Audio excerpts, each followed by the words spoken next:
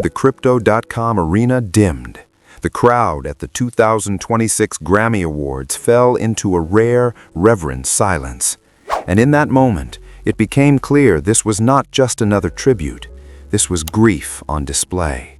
This was legacy breathing in real time.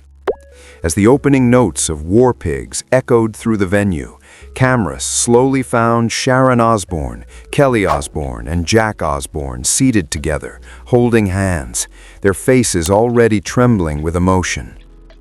The night was meant to celebrate music's biggest stars, but suddenly everything centered around one name: Ozzy Osbourne.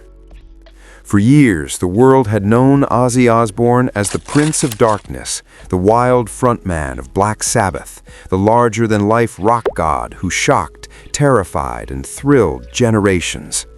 But on this night, during the live broadcast on CBS and Paramount+, the man behind the myth became painfully human.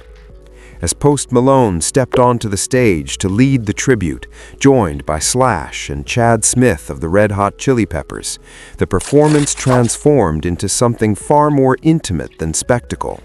It became a goodbye that still didn't feel real. The song choice was deliberate.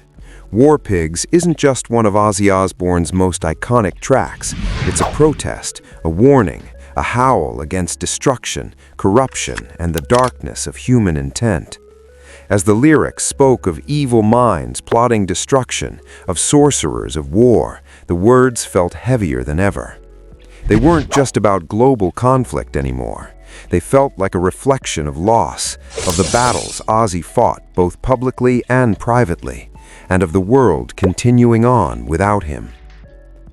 As Post Malone poured raw emotion into every line, visibly holding back tears himself, the camera returned again and again to the Osbourne family.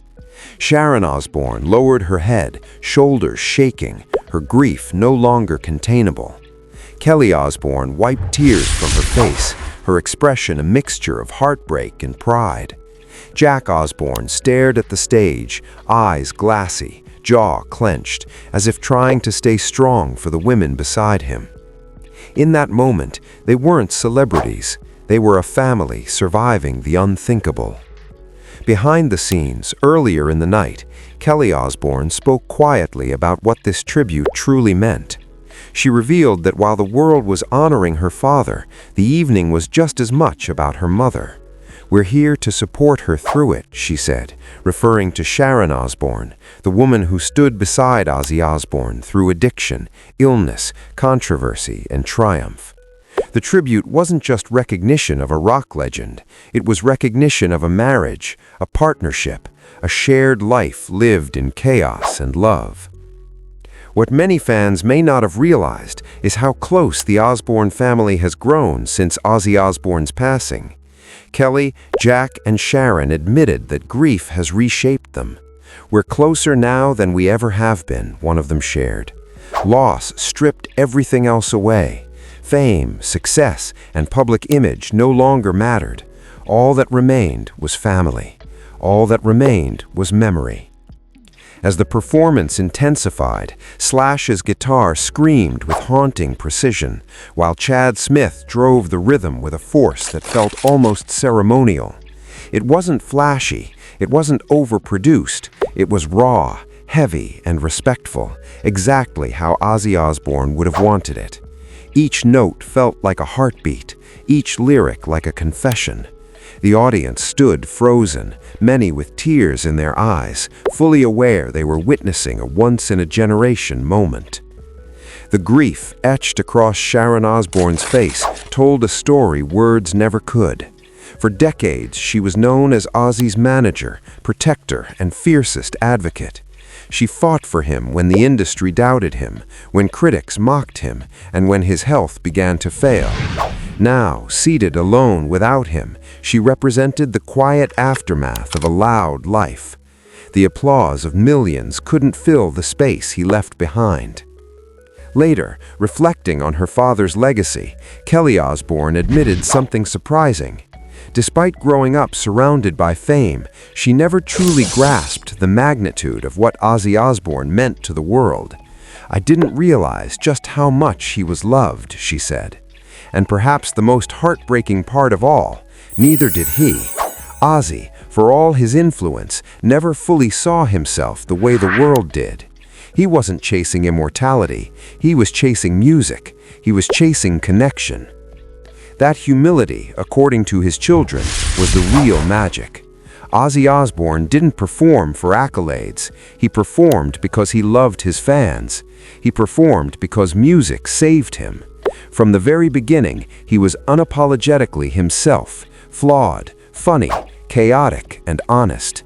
He didn't pretend to be a hero. He just showed up again and again, microphone in hand, heart on display. There was laughter mixed into the grief as well. When asked whether the family had reached a point where they could smile at old memories, Kelly Osbourne smiled through tears. She said the humor never left. Ozzy was a hoot, she explained, and that part of him never disappeared. Even in the darkest times, he found a way to make them laugh. That legacy of laughter is something they hold on to tightly now. But grief, she admitted, is unpredictable. It sneaks up when you least expect it. One moment you're fine, the next you're overwhelmed.